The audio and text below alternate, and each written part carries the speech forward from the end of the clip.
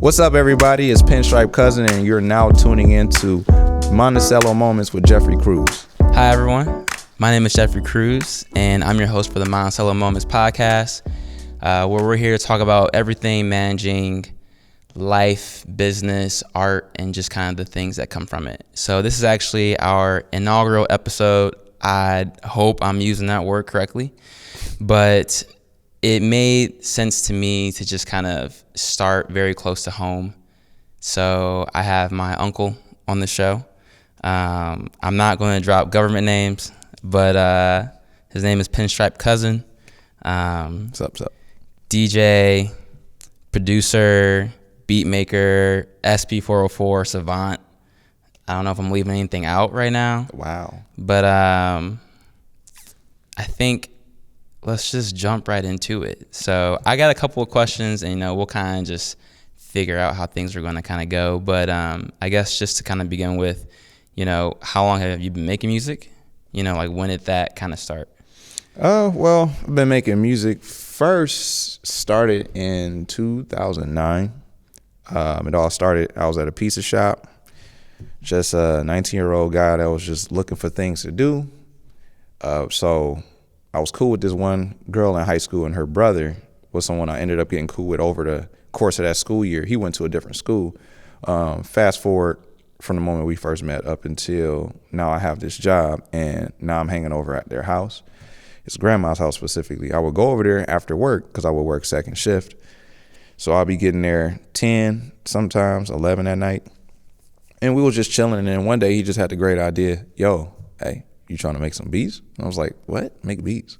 How you do that? And he was just like, I got this program called FL Studio. And I was like, oh yeah, that's right. I heard of that, because it used to be called Fruity Loops back when I was younger, and I had dabbled on that. But when he brought it up, I'm like, all right, this is cool. This is a collaborative effort. We gonna find something, just kids just finding ways to entertain themselves, amuse themselves. So we were just creating and messing around with stuff. And for the most part, we spent a lot of time just understanding patterns, rhythms, the tempo, and how to get the ideas that was in our head out into the computer.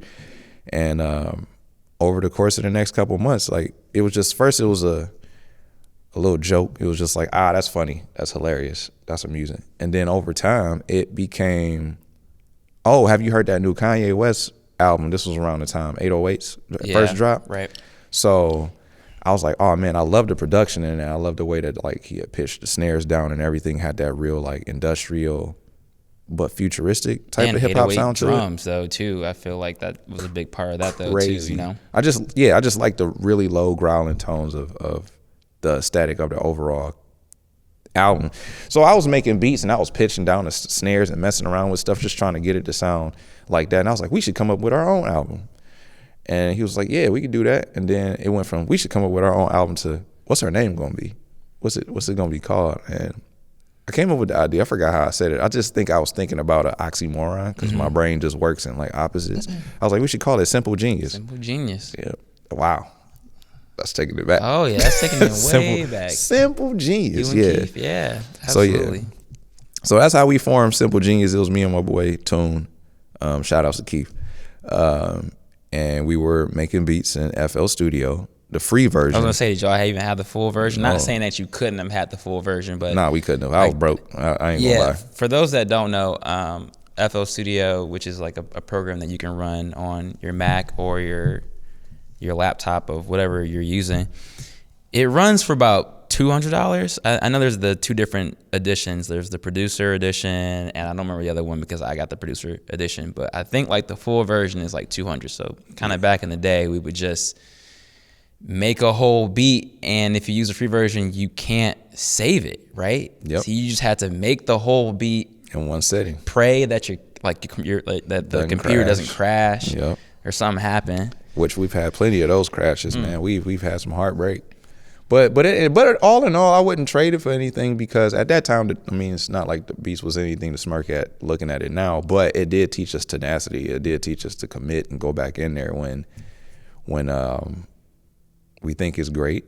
Because there's often times where people feel like something's good, and then they turn it in and it's like rework it. So in our form, in our own way, I guess, we didn't have anybody to turn it into, but I guess in those moments where it crashed, we was just taught the attitude of like the mindset. How bad do you want it? You gonna go back in there and redo this again? Because you was already 3/4, 7/8 of the way through the track. Yep. You was this close to click and print.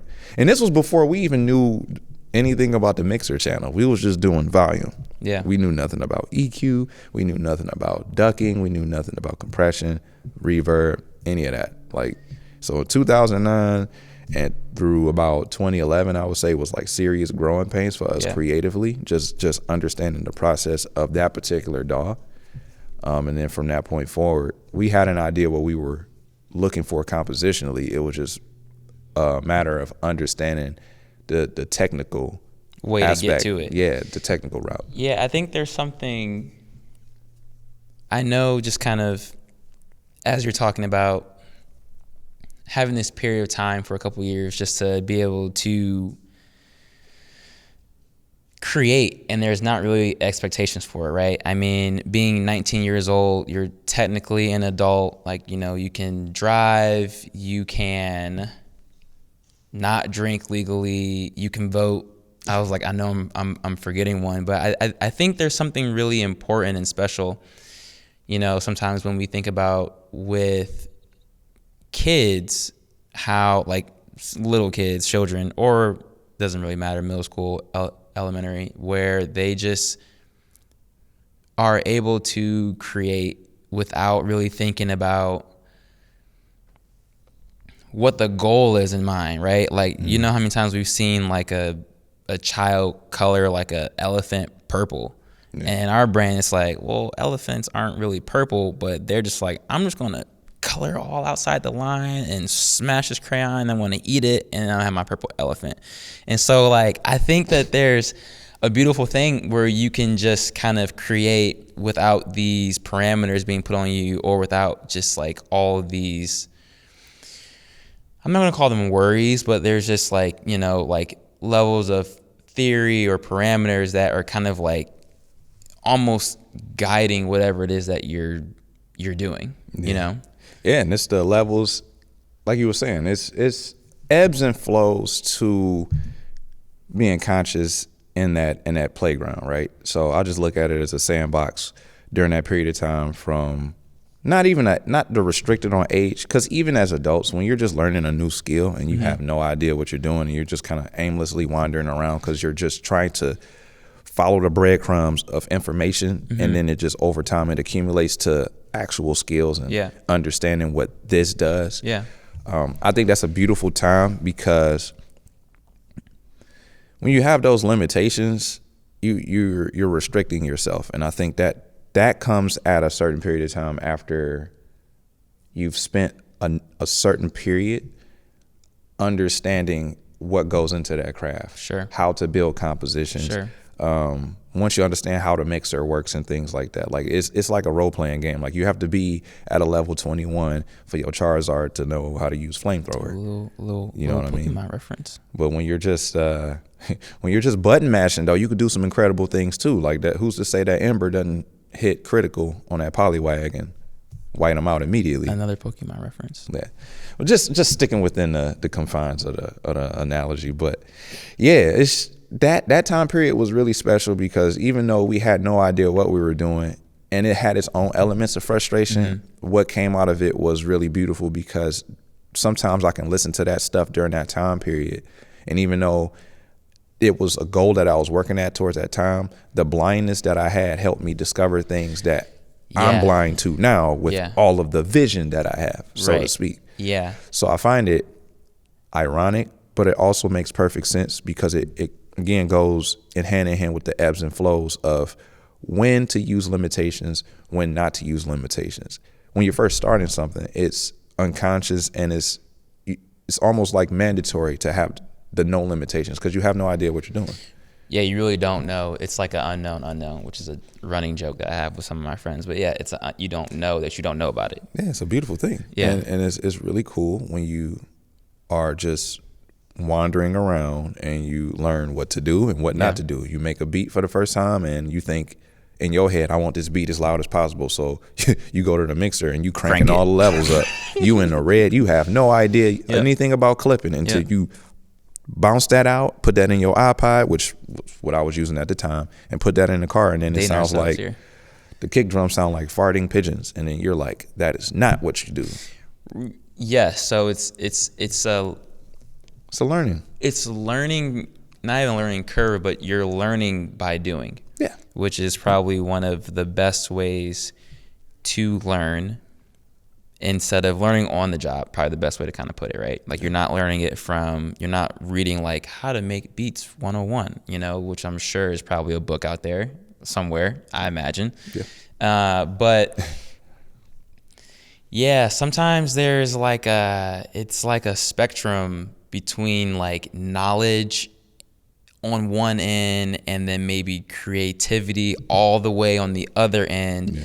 And it's like we kind of start all the way on the creative end because we truly don't know anything, so we are only working with whatever creative thing that we can think of. That's true. And then like over time you kind of gain more knowledge, and then sometimes it's like we go too far to the deep end where like it's like, well, now I have, which is at least how I feel with music now, where the first song that I made where I was writing lyrics, I can already think about what the chords were and everything, blah blah blah, but like I wasn't really focused on like song structure. I wasn't really focused on kind of, I knew I wanted to tell a story, yada yada yada, but sometimes now it's like when I'm making a song, I'm like, I gotta put this chord right here because I know it's gonna sound really cool, and I gotta do this thing right here. And sometimes that can be good, because it's like you have like a bigger toolbox, right? Like sure. So it's like you have ways to problem solve, but sometimes it's like the knowledge or the theory, like I keep referring back to, gets in the way of the product. And so I think it's really cool, like you were saying, of just making music. Yeah. I feel like we probably both know about some of our favorite producers. I'm not going to name any names right now just because, well, I guess you already did. So like we both probably know about like how Kanye at one point was making like 3 beats a day. Yeah. Like every summer. And so it's just an accumulation of doing. Mm-hmm. Which is just, it's needed. It's needed when you first start out. Right. So I'm imagining too, like by 2011, I think this is actually a good place to kind of pivot from, because in 2011, dating ourselves again here, I imagine that's probably around the time where you were starting to like really post things onto like SoundCloud. Yeah. Which SoundCloud looks completely different today than what it did back then. So I guess, can you just maybe speak to what it was like venturing into the realm of the internet, and posting things on there, and just kind of like maybe like the drawbacks, the things that you learned, the people that you kind of met from that, right? Because that was like a whole era, you know? Yeah, SoundCloud era was amazing. Before I can really tap into the SoundCloud era, I have to acknowledge the period right before I got into SoundCloud, which was the YouTube music era. Like this was early on in YouTube when people started making remixes to video games and beats, and there was a small community that I stumbled across just randomly fumbling around, playing around with the YouTube engine, because at that time it was relatively new. It's like, oh, it's basically a video encyclopedia library. So I started typing creative things again. You don't know how YouTube works. You're just typing stuff in out of creativity. I type in Street Fighter video game remix hip hop, and then I find a guy named DJ CRUZ. Yeah, and shout out. I'm like, okay, click on it.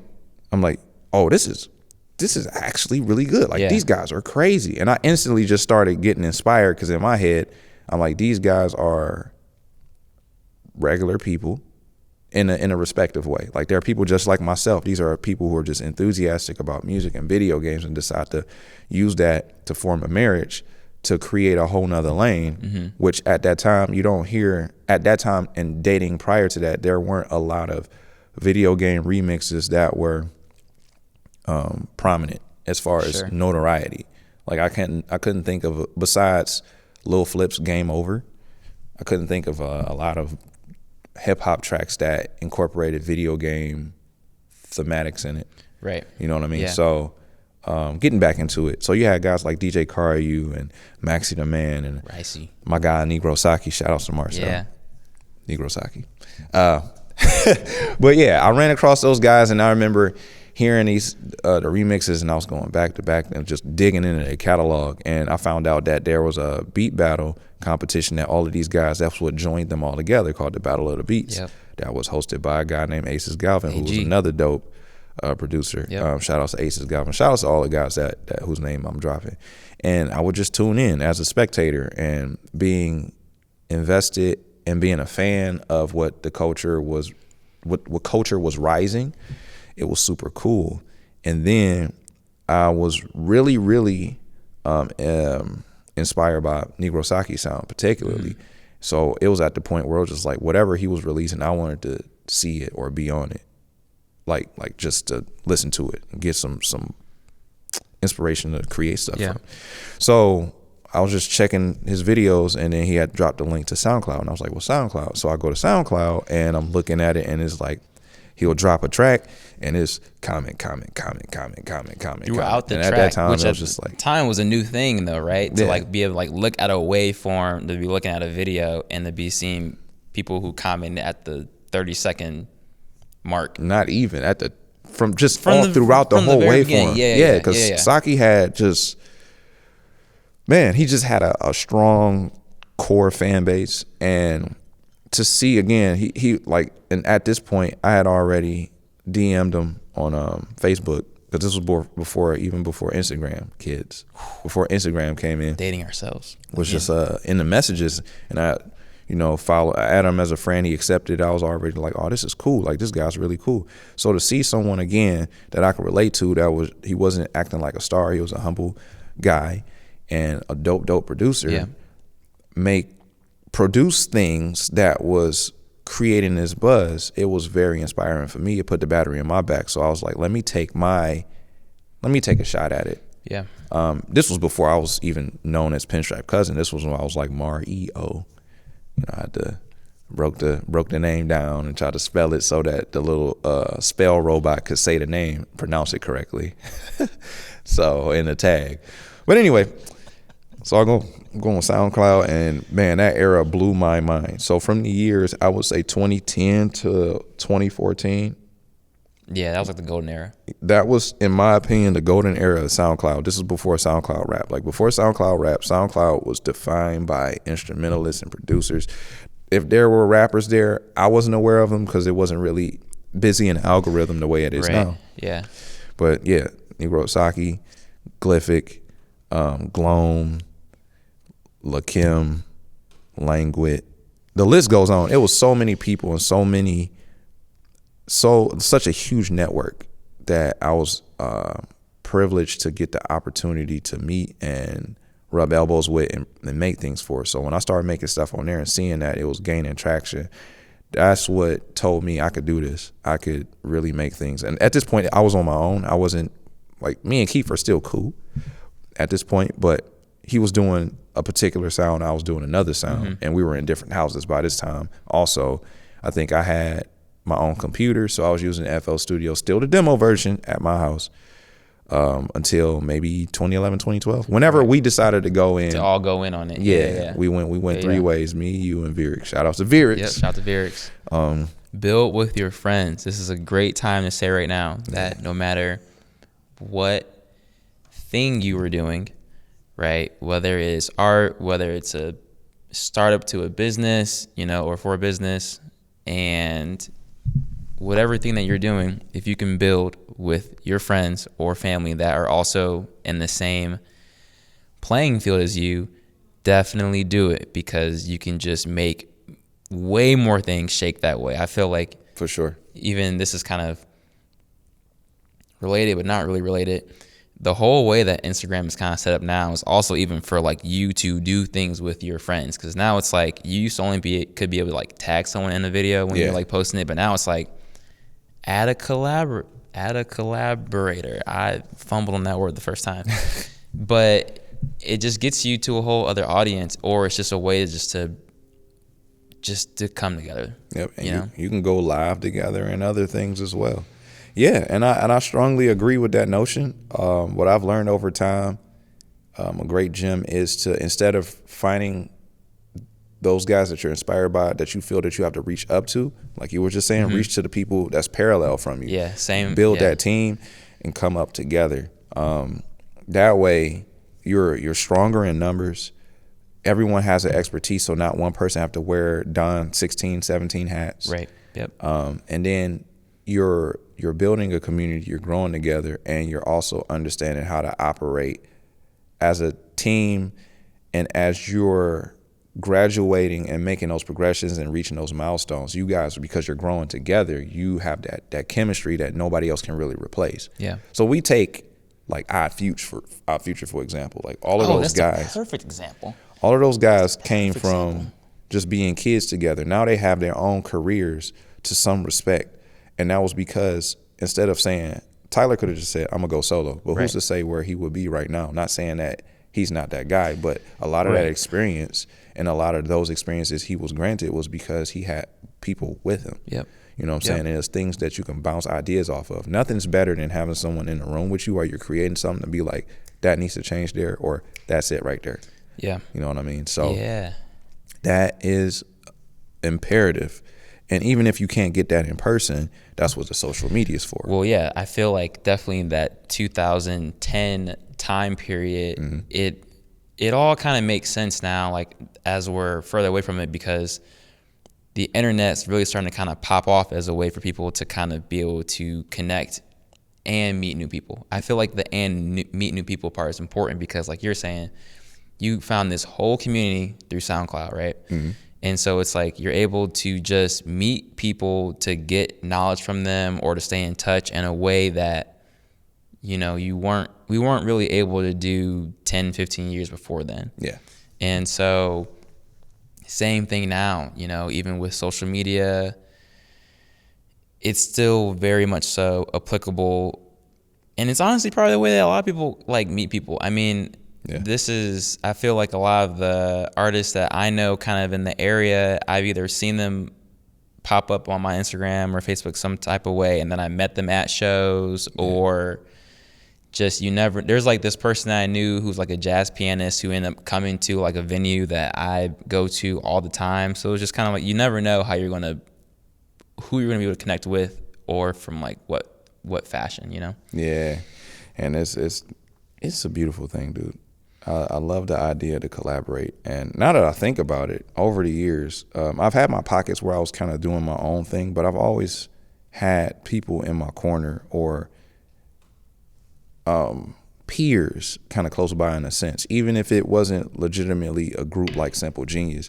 Even to this day, like I have the Sidechain homies. Sidechain, Shout out to the Sidechain. I'm not always in the meetings like I used to be during the pandemic, but I still love those guys. And I stay in touch with them. Yeah, let's actually talk about that for a second, because I feel like, believe it or not, I have my iPad here, and I had a whole couple of things of like how I wanted to try and weave the conversation and make it go a certain way. And this is actually kind of like pretty much in line with how I kind of want it to go. Nice. So we're talking about community, we're talking about building, we're talking about growing, right? So I feel like you get to a certain point where you're doing a thing, and it's cold in here.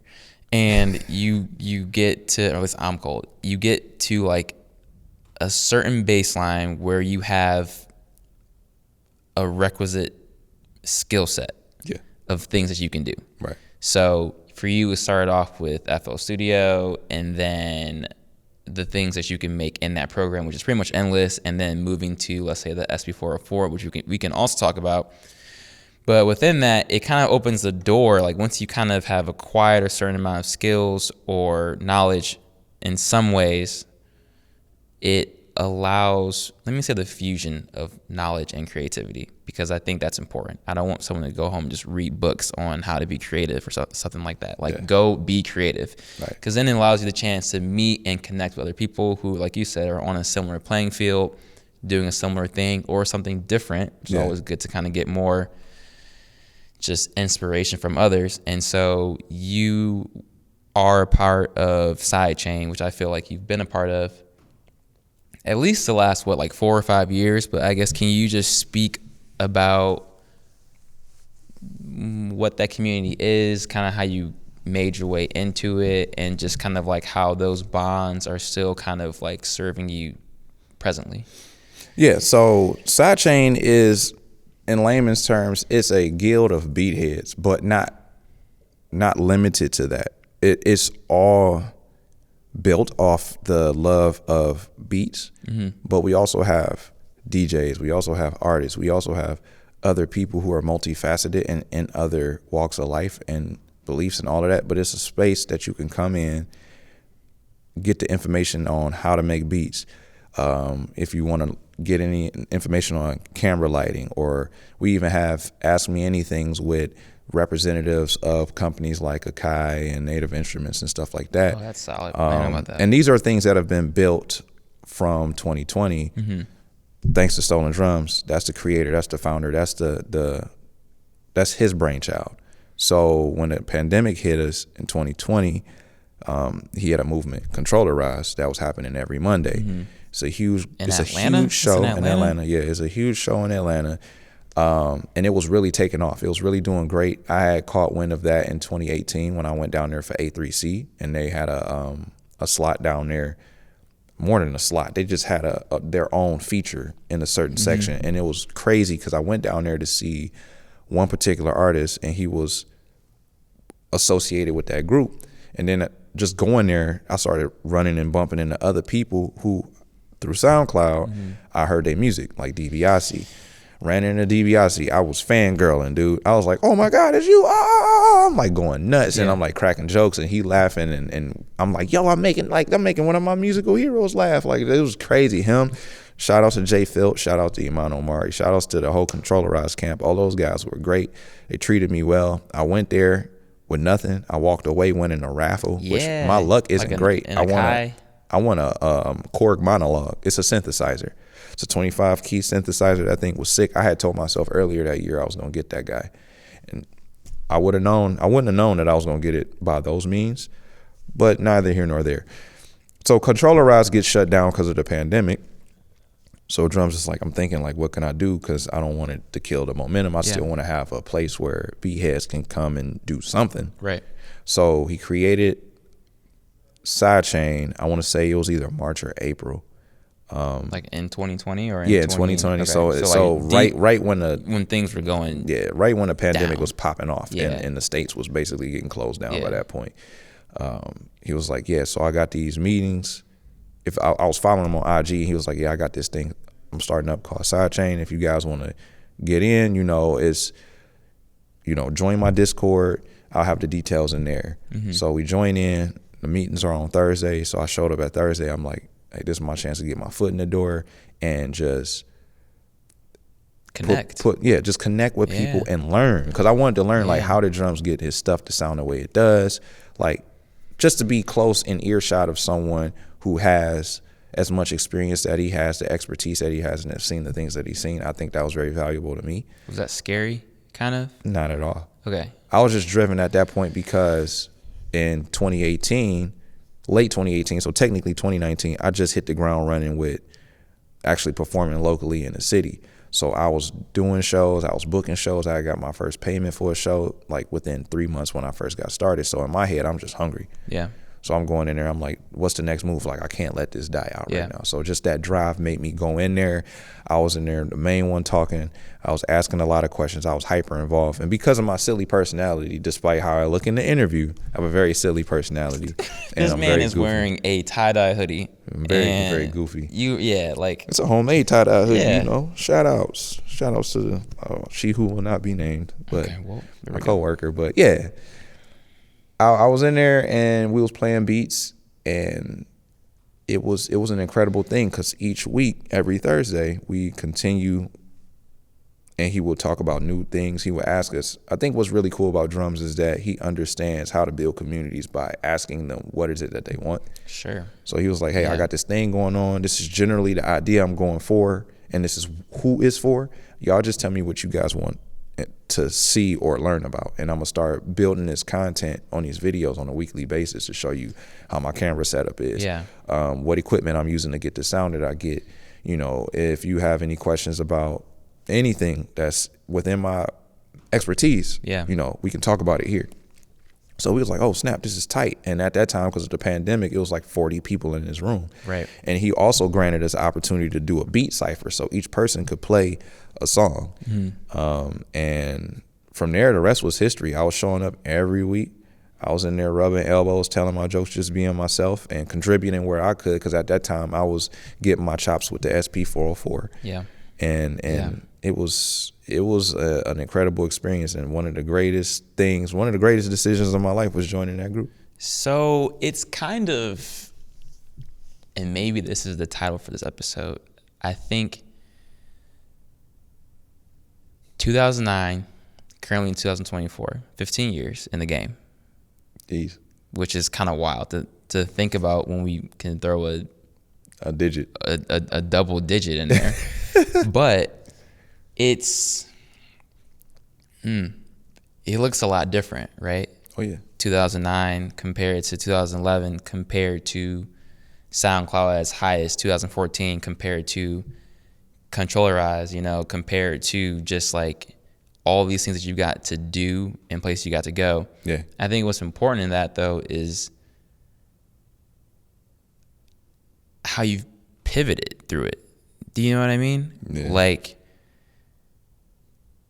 making beats is one thing, and then pivoting to, I'm going to post on YouTube or I'm going to post on SoundCloud, right? Yeah. Which are always these newer things are kind of happening. Right. And then to COVID happening. So it's like, well, I'm going to go learn or gather more information from other people online who have it. I'm a part of this community.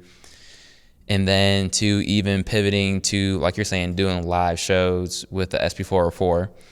And I think that's just like an important part. Well, I mean, it's just life. Yeah, it is. You got to be able to kind of just like, you can't be so like stuck in whatever is kind of going on, because I feel like there was probably a time for me during 2020, where like everyone around me was like, you should be posting covers on TikTok right now. And I'm like, I ain't gonna get on TikTok. Man, I'm gonna just post how I want to post on Instagram. Yeah. And meanwhile, people are sending me things like, like all these people are like, I saw this video of this dude who like, I'm not gonna say that. I saw this video of someone who was singing a song on TikTok and it was like blowing up, going crazy. And in my mind, I'm like, I feel like I am capable of doing something at that level or better. Right. Which is subjective, because what one person thinks is good, someone else thinks is terrible. Right. So let's just say that though too. Yeah. I'm just trying to be so inclusive, I guess, on here. But I think it's important though, like you're saying, to be able to like pivot. And I'm sure even from like the live shows that you were doing too, which is completely different, going from being like a beat maker to then performing live. I mean, there's been aspects of that throughout like the hip hop genre since the very beginning. And so of course that looks very different compared to someone who is, let's say, like a DJ versus someone who's like making beats live. Right. I'm thinking about people who also do like a lot of like finger drumming. Right. A-Rap music is the first person that kind of comes to mind. Mm-hmm. But just being able to like pivot through that. And so I guess, where am I going with that? Well, as you've continued to pivot, where do you feel like you are now?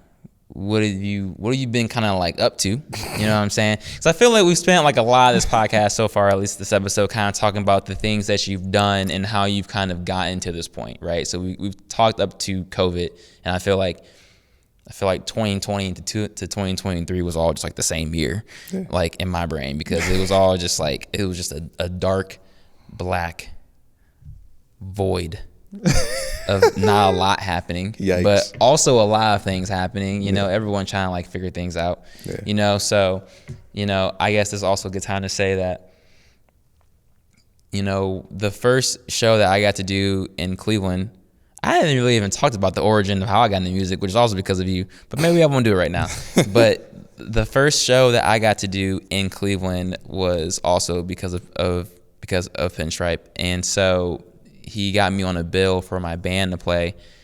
And where I was currently, I was going to school about an hour and a half away, even though we're from Cleveland, you know, that's where our roots are. And so it was cool to be able to, it was cool to see someone who was already establishing roots in a different community.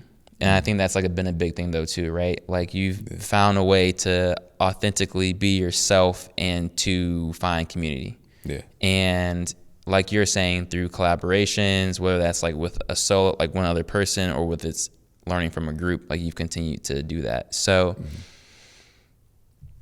I guess what are you doing now? What have you been up to recently? He said he just gave us the As of recently, actually I had so around this time last year, I was I didn't notice it, but I was losing motivation creatively, and I couldn't put my finger on why.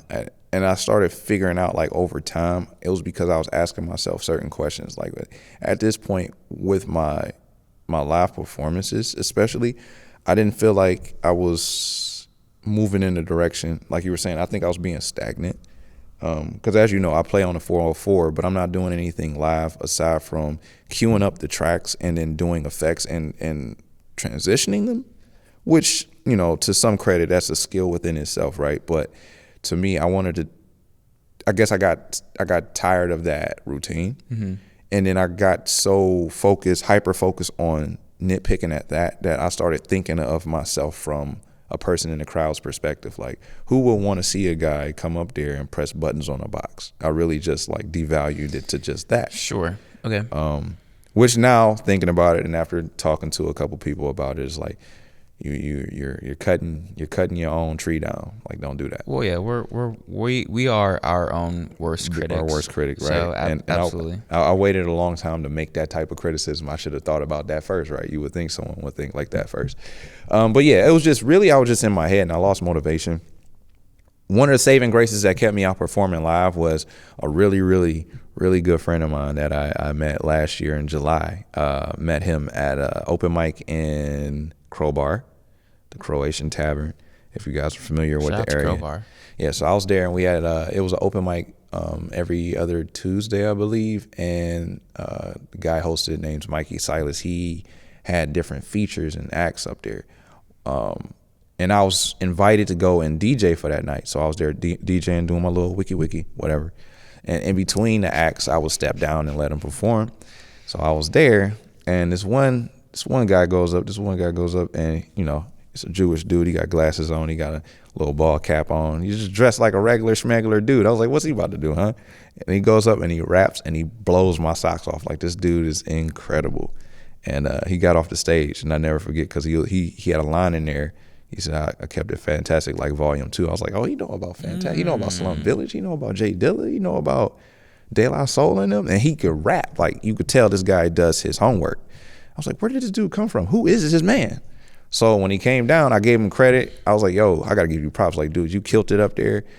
Like, you hip to XYZ. I know about them too. Like, I really enjoyed that set. And I like these lines in that first song. I love that song. He was like, yeah. And he gave me a card. It was a CD Baby card. And he was like, yeah, man, nice to meet you. My name is Mighty Misk. And I was like, I'm Ben, nice to meet you. And I was like, hey, man, sometime we should hang out or do something. He was like, yeah, that's more than welcome. Like, I'll give you my address. Like, we exchanged numbers, and he gave me the address to his address. And he was like, sometime you need to come over and we can just cook some stuff up. And the rest was history, dude. Like, he reached out and we stayed in contact and we was building. So fast forward from that moment that we met up until the point where it's like right around this time of year, I was still doing live performances because he would have me on as his DJ. Yeah. And the fact that he was cool enough and sincere enough and believed in me enough to just have me come up there and do that, because again, I was in my head at that time, like, you know, I really don't DJ, and I'm not sure how confident I am or how efficient of a hype man I could be. I also apologize. That was probably the first thing I said when I was introducing you. And I don't even know why it was the first thing that I said. No, it's appropriate now. Yeah. I've done DJing, but not to the context of DJing behind an actual hip hop artist. You know what I'm saying? Yeah. So it's no knock. Like you did the right thing. It's just these are the thoughts that were in my head at that time. Mm-hmm. So yeah, so I was going to shows at the Regalia in Akron. He was booking shows, and he was just like, hey, I got this. Can you go? And I'm thinking, like, I thought he was asking me at first as a favor to me, but he was really asking me because he was genuinely a fan.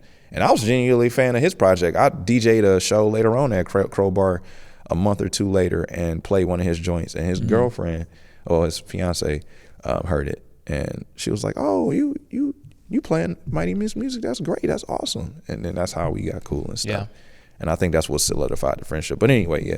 So he was just taking me on the road with him to do all kinds of shows. And at that point, I was like, I think I'm okay just doing this. Like, I don't even have to worry about going up there and playing my beats. Like, I can leave my audience to having to ingest the music through whatever it is that they ingest it through by that point, which is streaming services. Like, I'll perform live, maybe if somebody reach out to me, but as far as me hunting out there for it, I just didn't see the vision anymore, or the point in doing it. So fast forward a couple months ago in April, my best friend, he unfortunately passed away. And it was really rough. And that didn't help the motivation that much more. Sure. Because at that point in time, I was in a space where I was trying to get back up on my feet creatively. And I would make some stuff. I was like, oh, this is tight. And I can't wait to share this with. And then that sobering effect, like, can't. You know, that hurted a lot. That did a lot. And I think for a while, it just paralyzed me from just the thought of creating things. So I just spent a lot of time just playing video games and just doing other things to like keep my mind off of it and not being depressed. Yeah. Like I cut my hair, I think in April, in the same month, because I felt like whenever I have those moments where I'm down and out, I would do something to me is drastic for a change for me. So like cutting as much hair, if you've ever met me, you know my hair was pretty long. It was long. So I cut it down quite a bit just to see a different man in the mirror that throws me off. It's like pivoting your image. That's just the word. Yeah. But yeah. It's just making it's pivotal. Yeah. It's pivotal. Yeah. So it was very much needed. During the pandemic, I had a case of depression also then, where I felt the need to just shave all my facial hair. I cut the goatee, beard, mustache. I did all that, and I stunned myself. I was like, ugh. But I needed that just because it wakes you up out of that. Got the option. Yeah. I've had this period. It's something though. It ain't naked faced, but you know, it was that. And I'm now in a space now where I've been creating over the last month. Not as much as I would like to, but I've been creating more. I've been tinkering more. Yeah. I have things, and I've been in a space where I'm making stuff, and I'm very pleased with the result of those things. Yeah. So I'm really grateful, and that is the gist of where I am now. And I do want to take this time to say just send a shout out to my man Mighty Miss. I love you, dude. Yeah. I know you always here with me. I got the button on. Yeah. Shout out to Mighty Miss. Can't let you down. I forgot to wear the button, but I have so many. I should have told you I was wearing a button. I have though, too. mad buttons, dude. He was making buttons. He made stickers. I got like 2 of his stickers. He was a hungry MC. I got another sticker coming out for the RIP for Doom event. Yep. So I'm excited. But yeah, that was my guy, and I love him, and I wanted to take some time out to especially pay a tribute to him. Yeah. But yeah, like right now, I'm in the midst of figuring out what it is that I want to do. Yeah. As far as live performances, if I'm invited, I'll play. I'm never opposed. Like, I'm not going to say no, I'm not doing it. It's just more so as far as me going out of my way and booking and reaching out to organize these events right now until I find a network. Again, that the community that I feel is strong enough to have a show that I can successfully organize. Right. Because organization is a lot of stuff to it. Man. You reach out to like 6-7 people, you get like you get about 4 no's, but them yeses is like that one typically out of the 4 is gonna flake. Yeah. You gotta have a backup plan. Yep. So I just want to make sure I get that ball rolling and have people there before I do a live stuff. But as far as music, I'm back out here. Yeah. I'm back out. He's back out here. Feeling good. Yeah. We're rather late into the podcast, and I just want to take a minute also to say thank you to Black Valve Media for allowing us to be here. Appreciate you. We are in their studio space, and please reach out to them for all of your multimedia needs, photography, videography, any other ography that's kind of out there. They have this lovely space. I think also now at the time or shooting of this video, they are also doing what's the right word? They are allowing other photographers that need a space for the wintertime to be able to rent their space out as well. So please reach out to them. Thank you to Evan, Hunter, Evelyn, Shelly, Kaleem, Lo, the whole gang. So I put all their names out there, which is kind of wild. Don't know why I just did that, but we're just going to roll with that. Maybe I will cut that part later. We will see. Shout outs to the whole Black Valve team. Thank you so much. Yes. Appreciate you. Check them out, guys. I think, I think that's just like a part of it though. When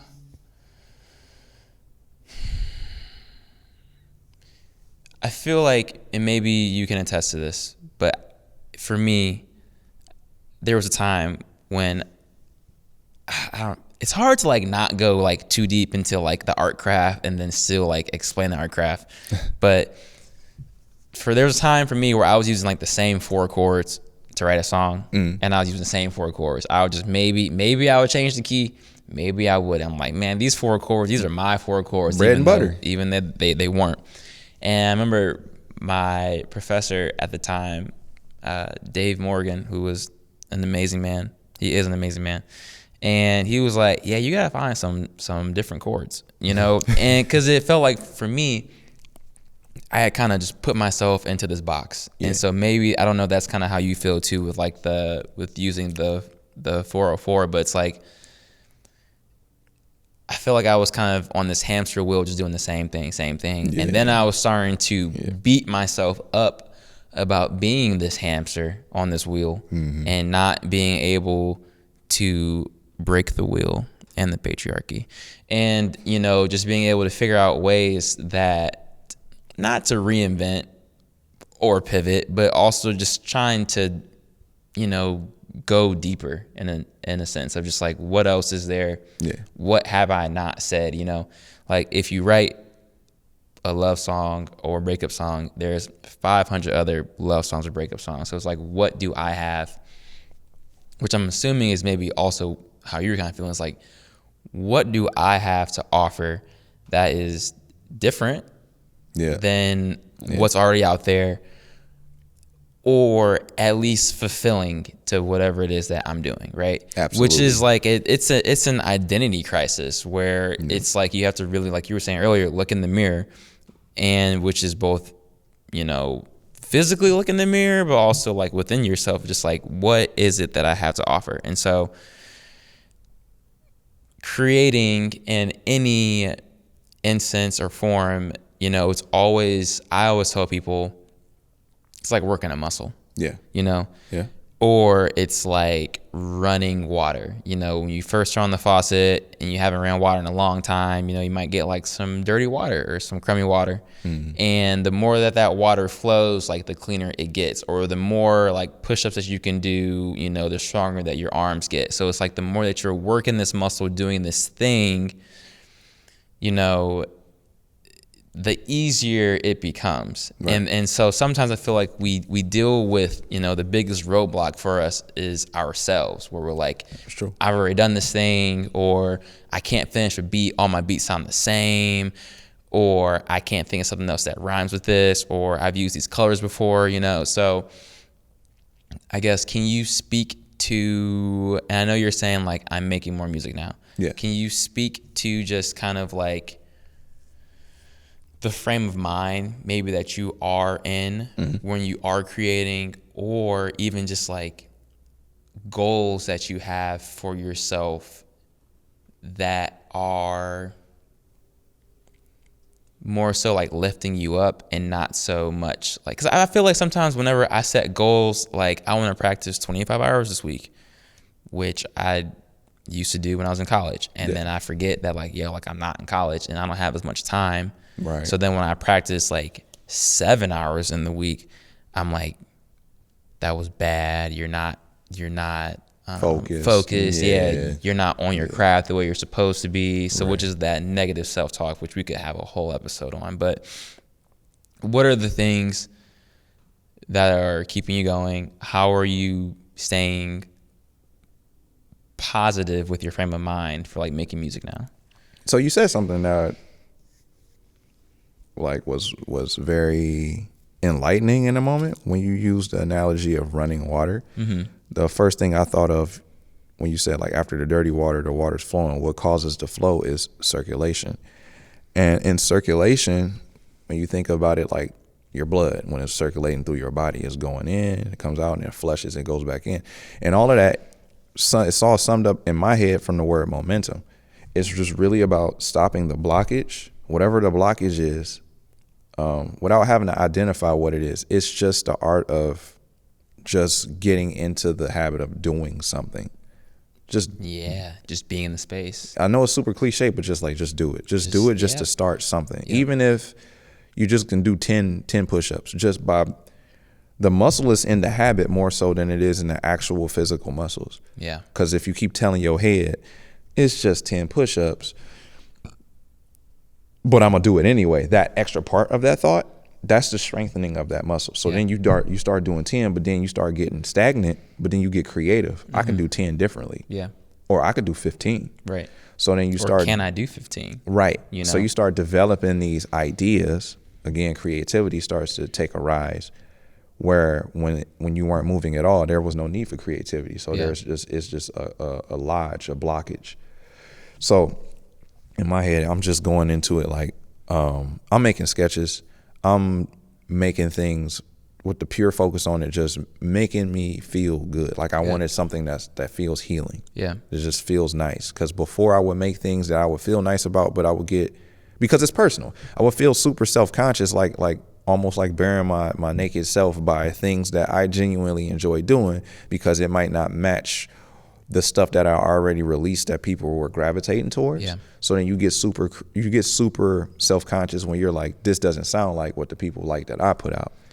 Yes. So you don't want to run the risk of being seen like letting your fans down, so to speak. So I don't like calling people who are fans of my work fans. It feels weird. It's just people that support what it is that I do. Yeah.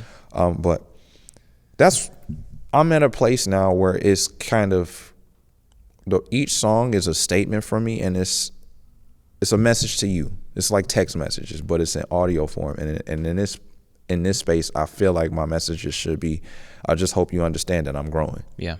And I'm going to do things that you might not always agree with, but I'm here as long as you need me. So if you need Pinstrype Kouzin, you want to listen to it, I'm here. Even when I'm long gone, I'm still here. I just may have said this thing that you don't necessarily agree with in this track. And when I say said, not literally vocally saying, but just do the music. If I do a track that sounds like jazz and you love my hip hop stuff, or you love my electronic or my dance stuff. Yeah. You know what I mean? So it's a language that's there. Everyone's there for different cadences, and they love different tracks for different reasons. And that's the gift and the curse of having variety, is that you get stuck in your head a lot, because sometimes I get stagnated because it's like I'm doing the same thing, or I'm doing the same. My stagnation came from when I go to FL Studio, because I can make a beat so fast. I get spoiled to doing that in FL Studio versus the SP or even the MPC, where it can take me 10 minutes just to chop a record. Just to chop a record before I even put drums down or anything. Frustrated by it sometimes, but just like you just want to already be doing it. So the benefit of it just came. That's just one of the cons that come with that, is I'm going to the same instrument, like the same VSTs. Yeah. I'm like, man, I'm using the same VSTs. Or if I open up a new VST, I have to open up a new channel. Right. No, it's just, and not knowing it, maybe not understanding it. So it's that, and just being honest and just being open to making the mistakes. Yeah. Because when you think about it, a lot of great records came to fruition by way of mistakes. Yeah. Like when I found out that what's the Parliament song? Why must I chase the cat?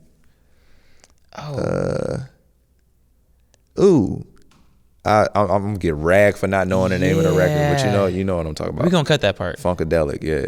But that record, that whole backwards drumming, that was a mistake. It was programmed and put in there in reverse on accident, and they just kept it. They kept it. They was like, forget it, just go with it. Yeah. And it's happy mistakes. So in those cases, that's where the creativity outshines the knowledge. Yeah. Because you know the right way to do it. But art, there is no real right way. It's just conventional versus unconventional. Yeah. There are certain standards we have to work within in order for a piece of art to be considered avant-garde versus abstract or whatever the case may be, or jazz versus blues. Sure. You know what I'm saying? Yeah. But in all, music is just a collection of sounds placed rhythmically. Yeah. So when you start, 12 notes. Yeah, and it's like the newest genre is just around the corner. We think we have it all figured out. We think we have all the chords and all of that stuff figured out. We have a lot of it down. We do, but I think a lot of that feeling where people are saying music isn't what it used to be is being expecting a certain routines and so much that we think that now that this routine is all that it is for it to be considered good music, when really it's just we're going through the dawning of another era of music, which the older generations may not understand. Right. But it really just falls on the artist. Because another thing we have to touch on is, since the SoundCloud era and since the digital era of creating music is so accessible. It's oversaturated. Everyone can do it. There's many micro genres and so many different things. And I'm not complaining about the accessibility about it, and I'm not complaining about it like it's competition amongst the numbers. The gripe that comes in is the quality or lack thereof, because the mass of people that aren't taking the craft as serious as some others. Across the board. Yeah. So you got people that's just going to drop stuff because they know it's going to get likes or clicks or whatever the case may be, versus this guy that's like sweating his butt off trying to get this last 4 notes in this last bar right. And, I don't think that is really any different than how things have been in the industry up until this point. I just think now there's such a larger not focus, but we just see more of it. Yeah. Right. Yeah. So also the rise and fall of artists in general now too, of maybe not fall, but we can say that, of just like people that are hot right now are not hot tomorrow. Right. But there are those who have that longevity still in whatever the genre is, Yeah. and who are still doing it because the work ethic is different, and also their values for how they go about doing music is also different, which isn't to say that there's a right set of values or a wrong set of values. We know that sometimes people are able to figure out a formula and they work the formula, and then they are able to do A, B, and C, Right. Or it takes them however far it takes them. It's just, I think what you're saying though too, or alluding to, is just the fact that sometimes there's less substance still there. But we just have so much more music now that we're able to listen to, that we're able to see how much lack of substance there are in certain pockets of music that we listen to. Right. And because of the powers that be, these large corporate brands such as the Spotify's and the record labels and stuff, they still have the creative, they have the advantage of what creatives are put in the forefront, because they have the resources, they have the money, they go to the radio stations and they pay for this record to get played 6-7 times, or they pay for these advertisements. And we have the ability to do it as well, but not to the extent that they can. Like, I'd be lying if I said I didn't pay for advertisements for some of my music on Instagram for it to get, boost as a signal boost. But the difference is that I can't put millions of dollars into it. Right. And we already know, if you've been alive for even 15 or 20 years, you would know that if you hear a record enough times, you might not even pay it any attention at first, but after a while, you'll find yourself humming it. Yep.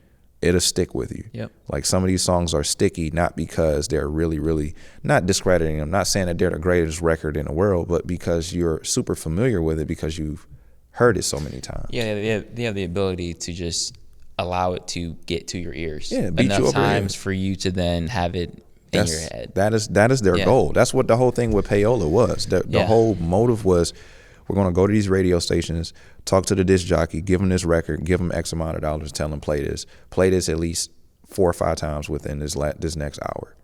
And then next thing you know, it just accumulates. Yep. People are familiar with the record. They hear it. Granted, not saying that it's going to fix everything. Like, not everyone's going to love it, but it increases the chances, because there are records, honestly, I've heard, first time I heard it, didn't care for it, didn't like it. Yeah. But the more I heard it, times. yeah. Or you hear it in certain contexts. Like, Yeah. I might not like the record by itself until I saw the music video to understand why. Yeah. But the only way I even got to that point was because I'm hearing the record over here, and then I hear the conversation over here with peers, Yeah. and they say, "Did you see the video?" And then Yeah. I check it out. So it's a lot of behind the scenes work that goes into these records, and as independent artists, it's our duty to remind ourselves mentally going into these situations that it's not that your work isn't good enough, why it isn't taken off. The fact that some people go viral, or you had them SoundCloud rappers that blew up, those are lottery winning chances, right? Because there are plenty of rappers that are amazing. There are plenty of singers, plenty of artists. Just like there are great athletes that haven't set foot in the NBA Yeah. or NFL That we never hear or of. whatever. You never hear them. Unknown legends. These people are great. But when you have the mindset and the positivity to say it's not because I'm not good, and you just go on forth on your own, you then take the steps towards the path of becoming a legend to Yeah. someone. It's a release. Yeah, it is. And it's great. And it's part of the journey. Not everyone's story is to be rich and famous. And I don't personally want to be famous. I could use the money. But but yeah, the fame is a whole nother thing that comes with it. I like the validation, saying, "Hey, you changed my life with your work." But I don't want it to be so drastic as I can't be a human being. I can't come and go somewhere and without being potentially harassed Yeah. or stalked. It's unnerving. Yeah. Yeah. No, I get that. Yeah. I think so. In closing, what do you see for yourself in the future? And that's a probably very big and vague question. Big vague question. It's a big vague answer for it. How from where you are right now with music and with life, what do you see kind of like for yourself, I guess, a year from now? Or like, what do you kind of, it seems like you're feeling better about music now compared to where you were. Yeah. And so I guess, like, do you have a trajectory for yourself, or are there steps that you're kind of like laying out for yourself to kind of walk through or walk by, or like, what do you kind of feel towards that? And it's all right if you're like, No. It's a vague goal. Well, right now where my mind is set at, I think it would be a great idea if, I think I would be very pleased with, considering the efforts that I put in over the last 15 years creatively, if I could make a consistent stream of income in some way doing that. Not saying that it has to be my primary source. I'm not looking at music to be my breadwinner, because I know how fickle that business can be. sure. But if I can make a living, even if I'm just doing a residency, let's say if there's a local bar that is a video game themed bar, and I do video game remixes, and it's like, hey, every week, if you want to just come in here and play your beats, Yeah. we'll pay you this. Yeah. Like, if I could do that and travel every now and then and tour and make some, it don't have to be major. If it's major, cool. That's cool. But having creativity, specifically music in some sort of way involved in that, but more so than anything, just my peace and my time, and just having the financial stability to take care of myself and my family. Yeah. Those are my overall goals to achieve. And they're achievable. Yeah, that would be beautiful. Yeah. That would be fantastic. But as far as music, man, I would like for us to actually do some stuff. All right. Yeah, we need to. It's been too long. Seriously, I really want to do something, because I was thinking about asking you, like, hey, if you have some free time, if you want to swing by the house, like, come up to the studio, we can, like, tinker around and see what happens. Because that last time when we sat down and we was doing that For the show, the Pink Floyd, for the Pink Floyd thing. Yep. that was really cool. Yeah. And I like being around people and making things. Yeah. Just to see the reactions, the responses, and the feedback. Because I think a lot of it is we get in our own heads, and nothing helps better than to have someone else that kind of pull you out of that mud, that quicksand when you're in there. So yeah, just more collaborations. Not getting too crazy. I just want to have collaborations and work with people that I feel an organic relationship with. Yeah. I'm not really into like cold calling and like I said, reaching up. I've learned over the years I don't really want to reach up because I don't see myself as a pay to play type person. Yeah.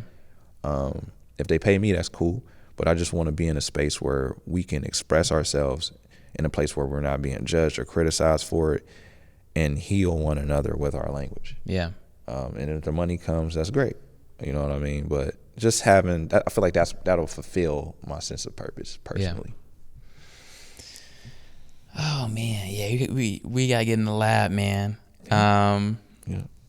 I think I said in closing like 5 minutes ago, but that's fine. I think also in closing, I think something that has continued to be a theme in your journey is that collaboration and that inspiration that kind of comes when you get to work with others, you know, from going all the way back to 09, you know, with Simple Genius, you know, through the SoundCloud homies to Alon, you know, just like along the way. You know, I think that you could probably have all these different eras or different time periods that helped lift you up through collaboration. And I think that's a great thing that you're able to see how important that is for you. Yeah. So, yeah, we're going to wrap this bad boy up. I also wanted to say thank you for being on here. Thank you for being the first guest. For sure. It's really cool just to be able to do this. And real quick, Side Chain homies, I want to say thank y'all. Shout out to my Side Chain homies. I'd be wrong if I didn't give a shout out to Matthew Jameson, RTO Beats, JJ1, Easy, Stolen Drums, Golek, Leopard Print Pimp. It's so many of you guys. I said Easy already. Complete, Bear, Iman, DiBiase. If I started naming off guys in the Side Chain, man, it would take all day. Polly, Jay. I love all you guys and just thank y'all so much because y'all, they're still contributing and growing to this day. I've been missing meetings and I've been missing a lot of good information, but just want to take that time to just drop some names, man. But Matt, I see you, bro. We gonna work on a collaborative project again. So, and we're gonna get on something too. Yes, so please. I just want to say I love you. Love you too, man. Thank you for being on here. For sure. And that's all we got for today, guys. And thank you for tuning in. And we'll see you in the next one. Monticello Moments signing off. Peace. That's it. Yeah. All right. Hey. Cut and print. Beautiful guy.